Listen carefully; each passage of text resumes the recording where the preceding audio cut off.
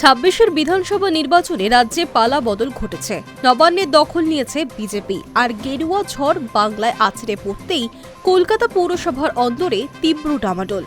সমস্যা আঁচ করতে পেরেই এবার আসরে নামলেন খোদ তৃণমূল সুপ্রিমো মমতা বন্দ্যোপাধ্যায়।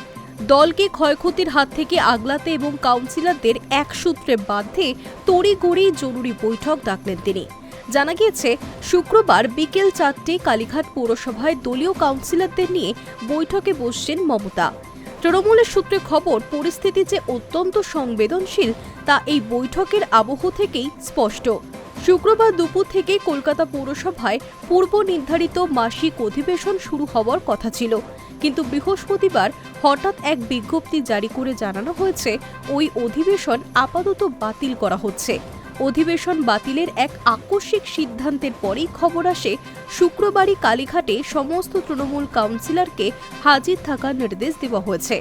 রাজনৈতিক মহলে নজর কাড়ছে আরও একটি বিষয়। সূত্রের খবর, কালীঘাটের এই হাই প্রোফাইল বৈঠকে মমতা বন্দ্যোপাধ্যায়ের পাশাপাশি উপস্থিত থাকবেন দলের সর্বভারতীয় সাধারণ সম্পাদক অভিষেক বন্দ্যোপাধ্যায়ও। বর্তমানে কলকাতা পৌরসভায় তৃণমূলের ১৩৭ জন কাউন্সিলর রয়েছেন, কিন্তু খাতায় কলমে এই সংখ্যাটি স্বস্তিদায়ক হলেও বাস্তব পরিস্থিতি একেবারেই ভিন্ন। বিধানসভা নির্বাচনের ওয়ার্ড ভিত্তিক ফলাফলের যে পরিসংখ্যান সামনে এসেছে তাতে দেখা যাচ্ছে এই ১৩৭ জন কাউন্সিলরের মধ্যে একটা বড় অংশই নিজেদের ওয়ার্ডে ২৬-এর ভোটে শাসক দলের চেয়ে পিছিয়ে পড়েছেন।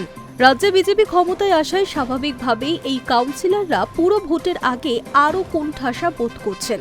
এই টালমাটাল পরিস্থিতির আগুনে ঘি ঢেলেছে মেয়র ফিরহাদ হাকিমের ইস্তফার জল্পনা। রাজনৈতিক মহলে কান পাতলে শোনা যাচ্ছে, পৌরসভার মেয়র পদ থেকে ফিরহাদ হাকিম ইস্তফা দিতে পারেন। এমন একটি জল্পনা ঘিরে গত কয়েকদিন ধরেই পুরো ভবনে তীব্র গুঞ্জন ছড়িয়েছে। মেয়রকে কেন্দ্র করে এই টানাপোড়েন দলের অন্তরে ডামাডোল আরও বাড়িয়ে দিয়েছে। রাজনৈতিক বিশ্লেষকদের মতে, একদিকে বিধানসভা ভোটে কাউন্সিলরদের নিজেদের ওয়ার্ডে ভরাডুবি, অন্যদিকে মেয়রের পদত্যাগের গুঞ্জনে পৌরসভার রাশ আলগা হওয়ার জোগাড় হয়েছে। এই জোড়া ফলায় কাউন্সিলরদের মধ্যে যাতে কোনো রকম দলবদল বা ভাঙন না ধরে তার জন্যই তড়িঘড়ি ড্যামেজ কন্ট্রোলে নামলেন তৃণমূলের শীর্ষ নেতৃত্ব।